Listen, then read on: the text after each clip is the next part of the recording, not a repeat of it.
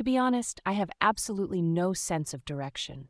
Some time ago, when Satoru and I were wandering through the Queerat Nest, I remember saying that I wasn't good at remembering the twists and turns of the tunnels. It's actually a lot worse than that. The truth is that I wouldn't even be able to get from one place to another in my own town if it weren't for the street signs on the canals. Is this the right direction? Unlike me, Satoru has the navigational abilities of a homing pigeon, but since we were following a different path from the previous trip, he often stopped to make sure we were going the right way. It's right, I think, I agreed. It's not like I could actually tell, so I couldn't respond in any other way. But that seemed to annoy Satoru. Saki, you're not even really thinking about it, are you? That's not true. You sure about that? I told you I thought about it. Satoru shook his head disbelievingly and continued climbing the hill, grumbling to himself. I followed in his tracks. I felt pretty optimistic about the situation. I thought that as soon as we arrived at Maria's snow hut, our mission would be half completed. Plus, joining up with Satoru was an accomplishment too. Huh? I thought we passed through here before? As we crested a snowy peak and left the bamboo forest, a familiar scenery appeared before us. Did we get it wrong? We did leave ski tracks in the area last time. Satoru looked disappointedly at the powdery snow all around us. In just one day, enough snow had piled up to erase our tracks. No, it's the right place. I'm positive. I was confident, but Satoru said slowly, "Why do you say that?" Because I remember it. Really? Because you didn't remember anything on the way here. Well, that was the path. I didn't really want to admit that, but I needed to convince him I was confident. I remember the place, see? Like those trees. I pointed to the rowan trees growing off to the side. You don't see those around here often, right? That's why I remembered them. Are you sure? He asked doubtfully. And that rock, too. It looks like a snake coiling around itself. It's easy to recognize. Actually, it looks more like a pile of shit, Satoru said. But he seemed to believe me anyway. If this is the place, then we're getting close. We started along the slope. Even without any trails to follow, I gradually started recognizing my surroundings. Excited to be on the right track, we sped up. The hill became steeper. We were now much higher up, and the valley on our left looked like an infinite drop. The snow continued to fall, and we were forced to slow down as visibility decreased. Where's that flat rock? The place where Mamoru's sled fell, Satoru asked. I have no idea. I can't see it at all, I answered honestly.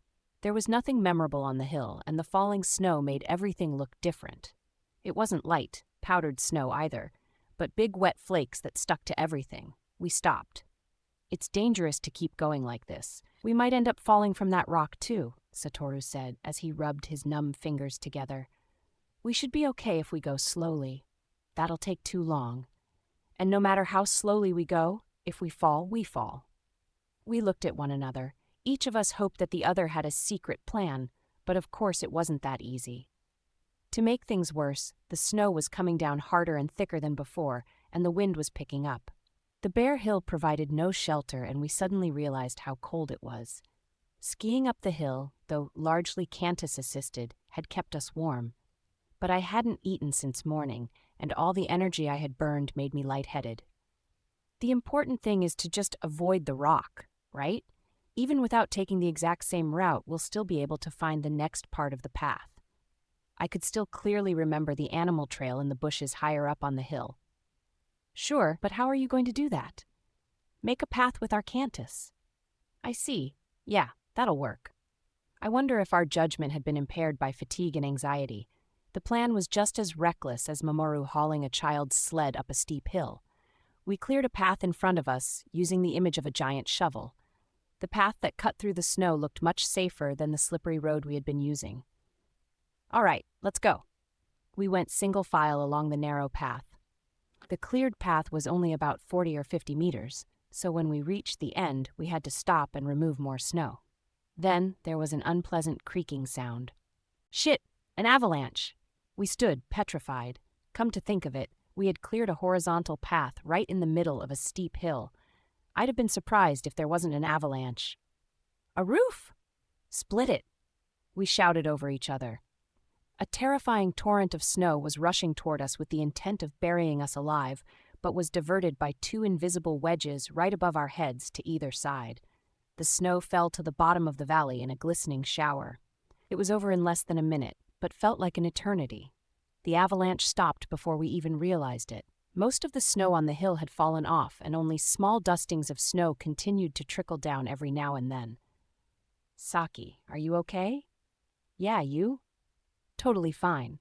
Both of us had used the image of a gabled roof. Instead of trying to stop the entire mass of the snow coming toward us, diverting its path was a better alternative. Luckily, our cantus did not touch, and the two of us were uninjured. Still, it took us a while to calm down and stop shaking. "What doesn't kill you makes you stronger." "Yeah, right. Look." He pointed at the top of the hill.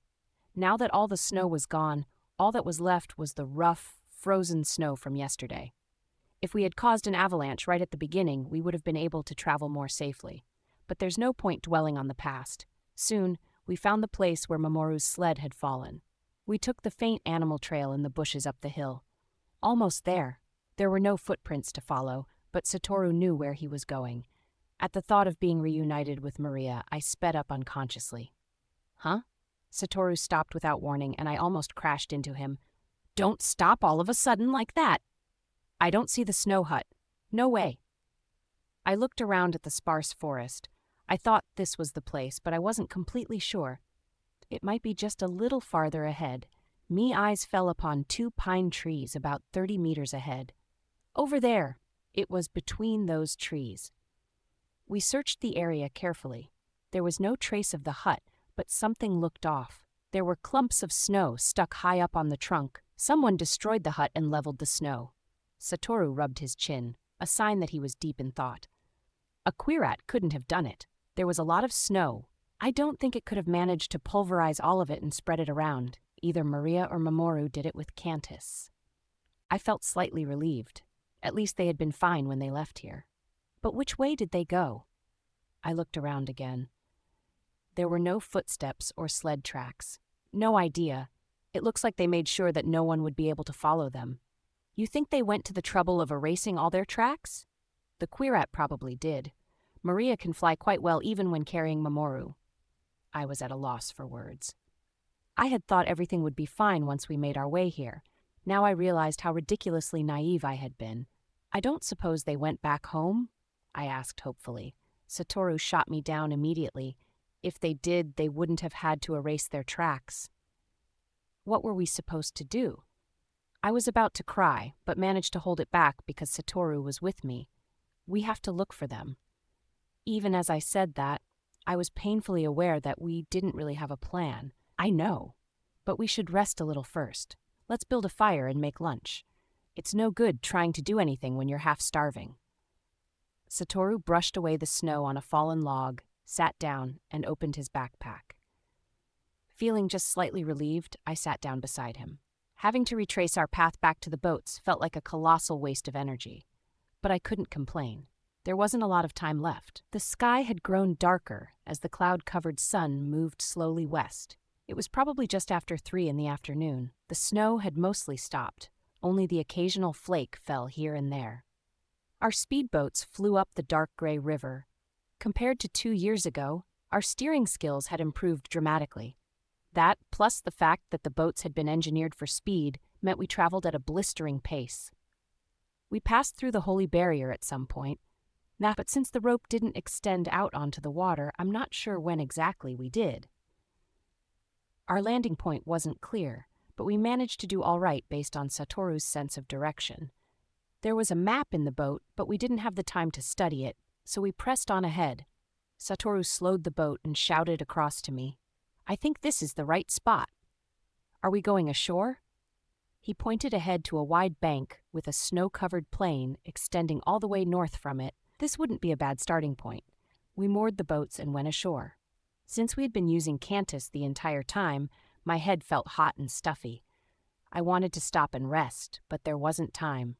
We strapped on our skis and started moving immediately. We went up a hill and soon crested the ridge. From there, we descended a gentle slope, letting gravity pull us down. Once we were on level ground, we shuffled forward using only our legs. My head felt better after a while, but now the physical exertion made it hard to breathe.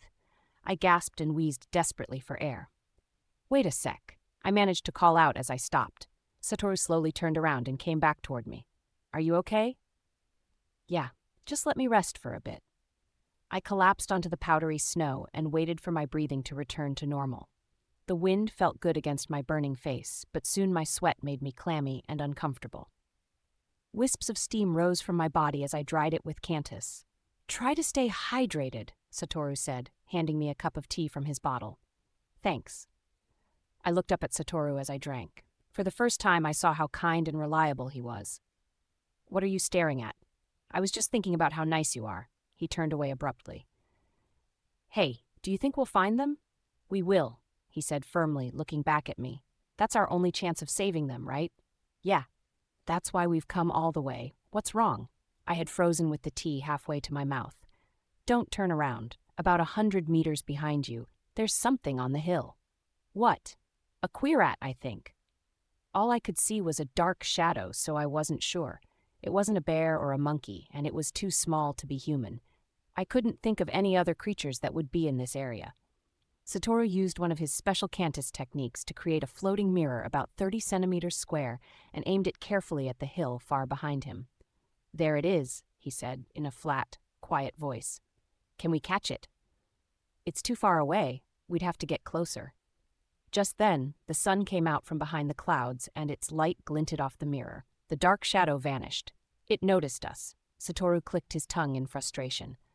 "We have to chase it." We flew over the snow.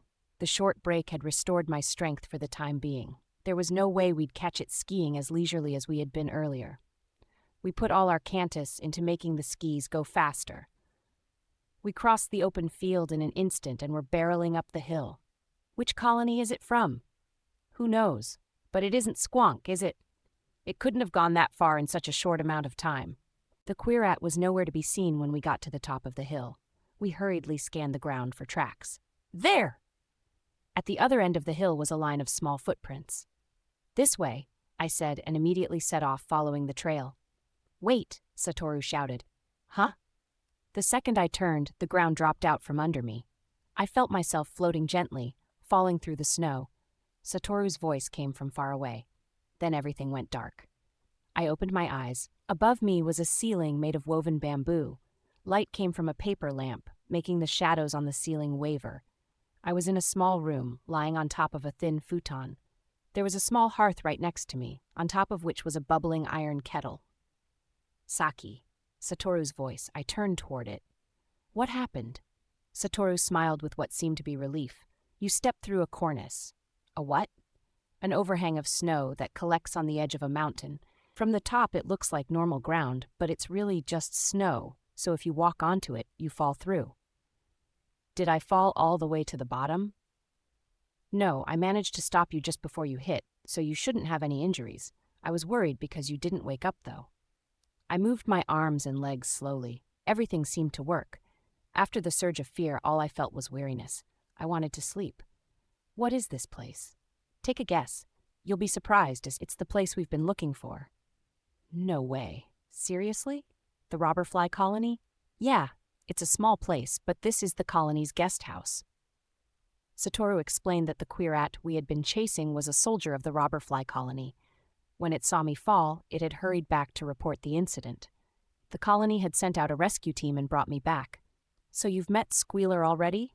"Yeah, but he's been promoted and has a different name now." I heard a voice outside the room. "Thank goodness you've awoken." "Squealer!" Appearance-wise, Squealer looked no different from other queerats, but his voice was unmistakable. 2 years ago, he had been wearing shabby armor, but he now had on a comfortable bear fur robe. "It has been a long time, gods." "It really has. Have you been doing well in the meantime?" "Yes, thank you. Lately, the chances to show devotion to the gods have been plentiful, and I was honored to be bestowed with a most noble name," he said, puffing out his chest a little. "What is it?" "I am now Yakimaru. It's written with the characters for Wild Fox." It seemed that Yakimaru really had been promoted. Since he was more of a strategist than a warrior, it was fitting that his name had the word fox in it, in contrast with Kiromaru's wolf. In the past 2 years, the robberfly colony has made great strides towards recovery. Once, our very existence had hung in the balance, but we have merged with a few neighboring colonies, and our numbers now reach 18,000. This was possible only because of the favor of the gods. I'd love to hear about the colony later, but we have an emergency right now, Satoru said, interrupting the beginning of what sounded to be a long-winded speech. We need your assistance. Certainly, Yakimaru agreed without even listening to the request. Leave everything to your servant, Yakimaru. I will always lay down my life to aid the two that I am most indebted to. He sounded almost too willing, but at the time that was the reassurance we wanted to hear. Where's the goat moth colony? I cut straight to the point. About 4 or 5 kilometers northwest of here. It's not affiliated with the giant hornet colony and has been unwilling to join our coalition, one of the few independent colonies. His eyes flashed. What would your business with the goat moths be? Satoru and I looked at each other. We needed Yakimaru's help, but that meant we had to reveal a certain amount of information. We're looking for our friends, Satoru said, trying to summarize the situation without giving away more than he had to. I understand, and the fastest way would be to locate the individual called Squonk. We'll go to the goat moth colony first thing tomorrow. I'd rather go right away. I understand your feelings in the matter, but the snowy paths are dangerous at night. I fear that the goat moths might also construe our approach as a raid. There are only 4 or 5 hours until sunrise, if you don't mind waiting. I was surprised that it was already so late. I looked over to Satoru, and he nodded, agreeing to postpone our departure until morning. We have prepared a simple meal. It's not much, but I hope you will enjoy it. At his signal, 2 quirets came in bearing lacquered trays. It reminded me of the rice gruel I had eaten at the giant hornets camp 2 years ago. Soft rice, miso soup with burdock, taro, and other ingredients, unidentifiable dried foods, and grilled fish. The dried food was tasteless and hard as shoe leather, but everything else was all right. Yakimaru stayed with us as we ate and pestered us with questions. It was obvious he was only pretending to chat with us in order to glean more information, and that annoyed me. When we finished eating, I decided to make a request. When we came here 2 years ago, it was nighttime too, wasn't it? Yes, I'm very fond of that memory. Though, to be exact, it wasn't at this location. That time, we paid a visit to the Queen, even though it was already very late. I would like to greet the Queen now, too. For some reason, Yakimaru looked perplexed. I see very well. I suppose the Queen would be resting right now, but let us go anyway.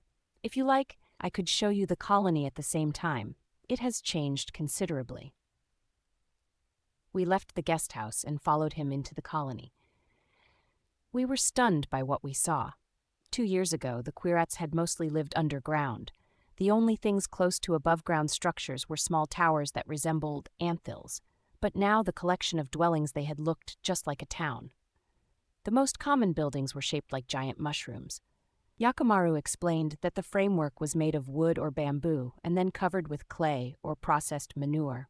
Lights glowed in the round windows and doors. Since we're subterranean creatures by nature, all the houses are connected by a network of tunnels. There were factories for smelting, weaving, dyeing, and paper-making, all crammed together and bustling with night workers. There was even a cement plant in the center of it all. Limestone brought all the way from Mount Tsukuba was pulverized, mixed with clay, and baked at high temperatures. It was then mixed with gypsum and pulverized again to make cement.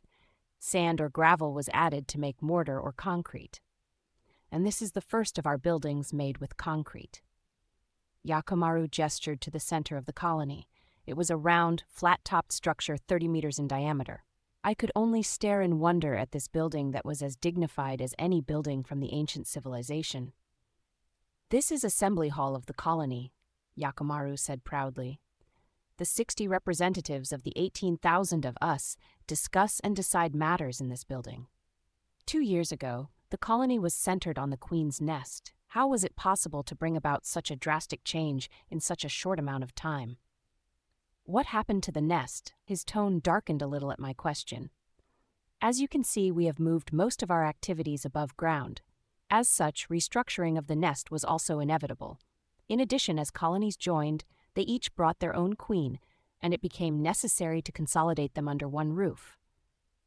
Then let's go. We have to ask her about tomorrow, too. As you will, but colony matters are decided by the assembly. In this particular case, I, Yakimaru, will act as the representative and take all responsibility of. Whatever, Satoru snapped. We just want to say hello. Yakimaru looked defeated. Very well. I will show you the way. Just then, the servant that had been sent ahead to check on the queen returned. He made his report in a squeaky voice, and Yakimaru dismissed him with a wave of the hand. If you will follow me. Lantern in hand, Yakimaru led us away from the factories toward the nearest of a row of dirt buildings. What's this? I frowned in confusion. The queen's dwelling was extremely shabby. It was fairly large, but had only rough dirt walls and a thatched hay roof. It looked like a building for livestock. An offensive smell greeted us as the heavy doors were opened. I remembered that the nest had a pungent, animal smell when we last visited. But this was different. It was a more bearable stink, but there was also the tang of disinfectant in it, creating a strangely repulsive scent. To be more specific, the old nest had a terrifyingly strong scent of life. But this building smelled like a hospital filled with compost from the Lotus Farms, an unnatural, sickly odor. The building had a long rectangular shape with a passage running down the center of its length. It reminded me of a barn. Sturdy wooden enclosures were built along both sides, but it was too dark to see inside them. But I felt the presence of a number of giant creatures. They stirred as they caught our scent, but made no other noises, not even a sigh or a groan. Over the rustling sounds, I heard the jingle of chains. I looked toward Yakimaru in surprise, but his face was outside the circle of lamplight, so I couldn't see his expression. Here lives our queen, he said, stopping in front of one of the enclosures. Your Highness, it's been a long time. I'm Saki. We've met before, I said quietly. There was no response. Please enter. Yakimaru opened the door and walked in briskly. We followed timidly. He shone his lantern on the queen, who crouched at the far end of the enclosure. What looked like a giant hornworm appeared, a wrinkled, pale body with 4 stubby legs. There was a quiet puffing sound, like a pair of bellows. It was the regular breathing of someone sleeping. I felt relieved. She was asleep. Of course, it was past midnight, after all. Gently, so as not to wake the queen, I touched her abdomen. It moved up and down in a slow, leisurely way characteristic of most giant animals. Sleep well. As we walked, I ran my hands over her head. On her forehead, I felt a strange joint. The queen did not wake. Careful. Satoru sounded worried. She might bite even if she's sleeping. It's okay. I'll be able to tell if she's about to wake up. Just as I said that, my hand slipped and poked the queen's eye. I jumped and jerked my hand back. Her head twitched, but there was no other response. A feeling of horror welled up inside me. The eye I had just poked. Bring the light over here, I commanded. Yakimaru hesitated for an instant, then turned slowly. The queen's eyes were open. She hadn't been asleep, but her pupils were dilated, and there was no gleam of intelligence in her eyes. No, more than that, her eyes were dry. She was probably blind. Her mouth hung open, revealing teeth even bigger than a tainted cat's, and drool soaked the hay she was lying on. I snatched the lantern from Yakimaru and approached the queen. On the right side of her forehead was a V-shaped surgical scar. The thick sutures rose up like a ridge on her skin. What the hell is this? Satoru demanded. We had no other choice, Yakimaru said dejectedly. No other choice? What did you do to your queen? As our voices echoed in the barn, the sounds of rustling and clinking chains grew louder. I will explain. Let us go outside. We left the building. The wind chilled me to the bone, but blew away the stench that clung to our clothes. It was not our intent to treat the queen so cruelly. She is, after all, the mother of the colony. Then why? I drew closer to him. As I did so, Quirit soldiers appeared out of nowhere and surrounded us. Yakimaru dismissed them with a slight shake of the head. Did you not feel it when you last saw her? The queen has not been mentally stable for a while now. Yes, somewhat.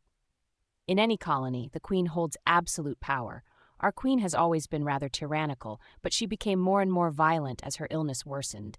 She attacked innocent servants on a whim, injuring and killing them on a regular basis. On top of that, she became increasingly paranoid and executed all the ministers who had been working tirelessly to help us recover from the ground spider attack. If we had allowed this to continue, it would only have been a matter of time until our colony became extinct. That's why Satoru started to say, but stopped. We swear absolute loyalty to the colony and the queen, but we are not tools to be discarded. We are second in intelligence only to the gods of this planet and are unlike other social animals such as ants or bees. And so, based on this belief, all who worried for the future of our colony gathered of their own volition and formed a union. A union? Yes. It was necessary to negotiate with the queen to preserve our most basic rights. But the queen was enraged. She regarded our actions as an act of treason. There were a number of complications, and it was with great reluctance we chose this path. This path, you joined forces and completely crippled her. Wouldn't it have been better just to kill her? Satoru asked. Yakimaru shook his head. No, we did not wish to completely destroy her mental faculties. We only performed a frontal lobe lobotomy. After the surgery, her aggressiveness declined greatly, and she became submissive. She continues to bear children and contribute to the growth of the colony. I'm sure the queen herself is much happier like this, compared to when she was trapped by her mental illness. However, since it was our first time performing the procedure, there were several complications with regards to hygiene. Shortly afterward, she began suffering from encephalitis, and her mental functions declined considerably. That's terrible, I whispered. It is natural to think that, I suppose. How regrettable. Yakimaru looked at us accusingly. Should not all intelligent individuals be given equal rights? That is what I read in the books of the gods. It is the core principle of democracy. We looked at each other, bewildered. I never thought I would hear such words spoken by these creatures. Even if your queen was a tyrant, what about the others? Was it really necessary to lock them up like animals in that barn? All the colonies who joined us were dealing with the same problem to some degree. Only the queen can reproduce, so her existence is indispensable. Even so, she should not be able to claim the entire colony as her possession on those grounds. The queen is responsible only for childbirth, whereas intellectual pursuits such as governance and military leadership are handed to those with the greatest aptitude. That is the foundation of the robber fly colony. The two most powerful colonies at the time, the giant hornet and robber fly colonies, had very different philosophies. The giant hornet colony had over 30,000 members, making them the largest colony. Although General Kirumaru led the colony, he was a traditionalist who was deeply loyal to the queen, thus preserving the traditional social structure. All traditionalist colonies held to the idea that the queen was an absolute monarch.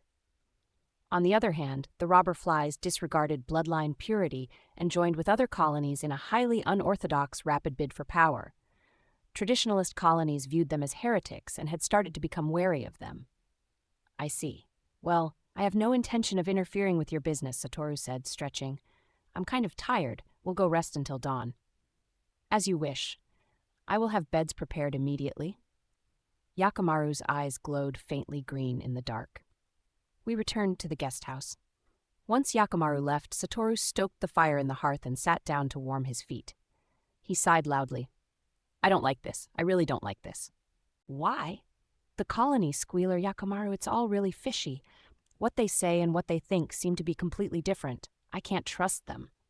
But we need their help if we want to find Maria and Mamoru. That's true, he said, still looking troubled.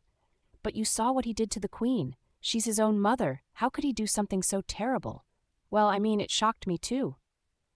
I shivered as I recalled the empty look in the queen's eyes. But no matter how articulate queerets are, they're still beasts in the end. No matter how much their emotions resemble ours, they're not the same. What Yakimaru said has a certain logic to it. They only did what they had to do to survive. Look at you defending them. I'm not, I said, sitting up straight. Don't humans always project their own values onto animals? We say they have a gentle personality, or that mothers should sacrifice themselves for their child. But that's not realistic. I've read books on animal behavior from the ancient civilization. Since my mother was a librarian, I probably had more chances to access restricted books than anyone else. And what they said was really surprising. Take hippos, for example. In the picture books from Harmony School, they show hippos making a circle around one of their dead in order to grieve. But the truth is that hippos are omnivorous, and they surround dead hippos in order to eat them. Yeah, I know that. Kangaroos are the worst. We all think that they keep joeys in their pouches in order to take care of them. And, when they're being chased by predators, the mother will throw the baby out of her pouch and escape as the predator eats the joey. Satoru frowned. That's kind of what Minoshiro do, but worse because they give up their own body parts. That's why it's a mistake to judge queerats through the lens of human ethics. Satoru clasped his hands behind his neck. But that's not what I meant when I said I don't like this. It's more like they seem too similar to humans. It's true that there are no other animals like them. Satoru shuffled over to the door to make sure no one was outside. I have the strange feeling they're trying to replace humans. There aren't any concrete buildings in Kamisu 66. When I saw their factories, I could only think that they are trying to claim for themselves the material culture that we've abandoned. I asked the question that had been gnawing away at me. I wonder where Yakimaru gained all that knowledge. He said he read about it, but he couldn't have simply come across a book that explained everything he wanted to know. Then how? This is just my guess, but maybe he captured a false Minoshiro. False Minoshiro can hypnotize people with its lights, but they might not have any effect on queerats. The more I talked with Satoru, the more frightened I became. The existence of queerats has always been viewed as something ominous, but now I suddenly felt the full weight of this sentiment. Queerats couldn't possibly be planning to overthrow humans, could they? Isn't that impossible? I mean, just the two of us could easily crush the entire colony. Indeed, no matter how much queerats developed their material culture, there was no way for them to defeat a human with Cantus. Besides, Cantus was what had destroyed highly developed culture in the first place. But I couldn't shake off my feeling of unease. Hey, what would happen if Yakimaru did to a human what he did to the queen? Satoru furrowed his brows. I suppose they'd become just as disabled. I know what you're thinking. If they perfect their technique, they might be able to produce humans they can control. I felt a chill. If that happened, wouldn't it be a disaster? Nope, it would be fine, Satoru grinned. The frontal lobe controls our will and creativity. That means our Cantus is also controlled by the frontal lobe. Someone who has their will and creativity taken away would never be able to use their power, so there's no need to worry. We stopped there and spent the next few hours trying to get what little sleep we could. I might have gotten a lot of sleep earlier, but Satoru hadn't. As I drifted off on the bed the queerats had prepared, a series of nightmarish images floated through my mind. Like Satoru, I had felt something was horribly wrong ever since I came to the robber fly colony. But before I could figure out what that thing was, I drifted away into darkness.